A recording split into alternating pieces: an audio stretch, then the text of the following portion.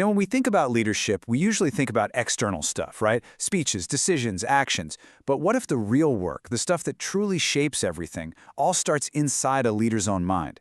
Today, we're going to crack open the door to what we'll call your inner boardroom. I mean, picture this scene.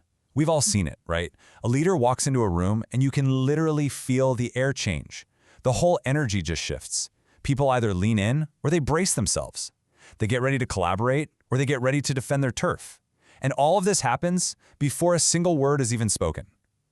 That's because leadership isn't just what you say or do, it's the presence you bring into a room. And that really gets us to the core idea here. It's simple, but it's powerful. Your consciousness becomes your culture. This isn't some fuzzy, abstract concept. Nope, it's a measurable reality. The things you quietly believe about yourself, about risk, about what it takes to succeed, well, those private thoughts become the public, everyday experience for your entire team. So think about it like this. A leader is kind of like the thermostat for an organization. You don't just set the strategy, you set the emotional temperature. Your own internal weather, that inner climate you're carrying around, becomes the invisible force that shapes every single interaction, and yeah, ultimately, the results you get. And look at how direct this path is. It's a straight line. It all starts with your consciousness, that inner world of beliefs and stories. That directly shapes your external presence, how you show up. And that presence, day after day, builds the team's culture. And what does the culture do? It drives the outcomes. So you see, you can't just jump in and try to fix the outcomes without going all the way back to the source. So how in the world do we get a handle on that source? Well, we have to go inside. Let's really dig into this core idea, this metaphor for how a leader's internal world actually works, your inner boardroom. Okay, so the formal term for all this is thought architecture. Sounds a little fancy, but all it really means is the internal blueprint you're working from. It's the structure of your self-talk, your default assumptions, and especially the stories you tell yourself when the pressure's on. This internal framework is the design for every single external decision you make. And this is the absolute best way to picture it. Just imagine a long table inside your head. And sitting around that table are all these different advisors, these different voices. And with every challenge you face, they're all debating, arguing, and voting on what you should do next. The million-dollar question is, who's actually running that meeting? Because that question leads us straight to the problem. What happens when that inner boardroom is totally dysfunctional? What happens when the loudest, most powerful voices at your internal table are the ones driven by fear, by anxiety, and by this desperate need for self-protection? All right, let's meet the usual suspects, shall we? First up, you've got the prover. This is the voice just screaming that your worth is completely tied to your latest results.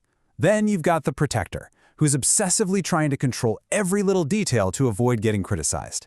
Oh, and we all know the appeaser, right? The one who will do anything to avoid conflict and just keep everyone happy.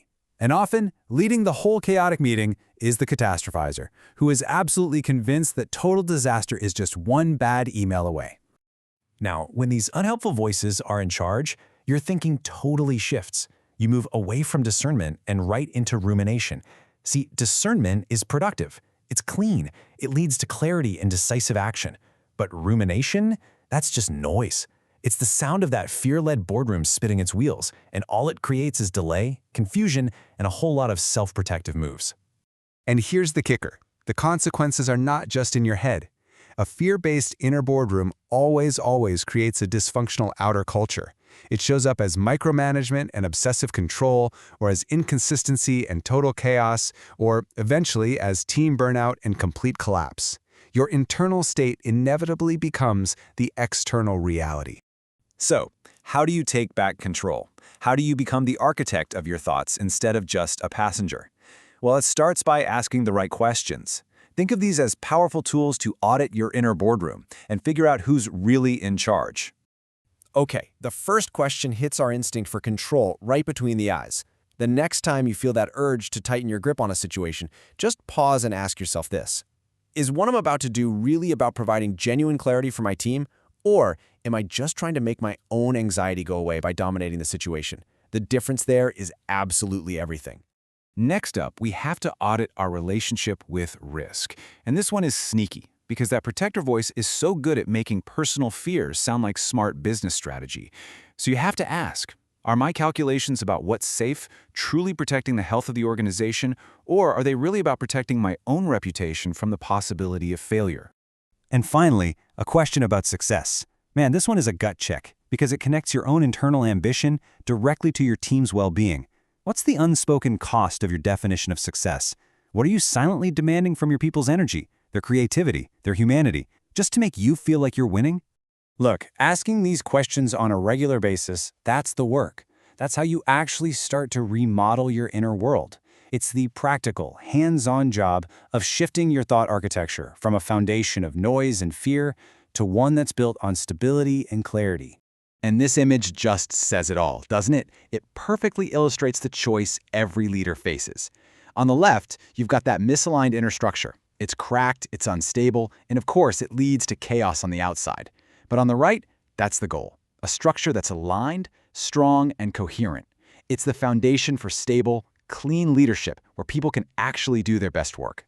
Ultimately, the goal here is to stop outsourcing your leadership to the constant tyranny of urgency or the need to get everyone's approval.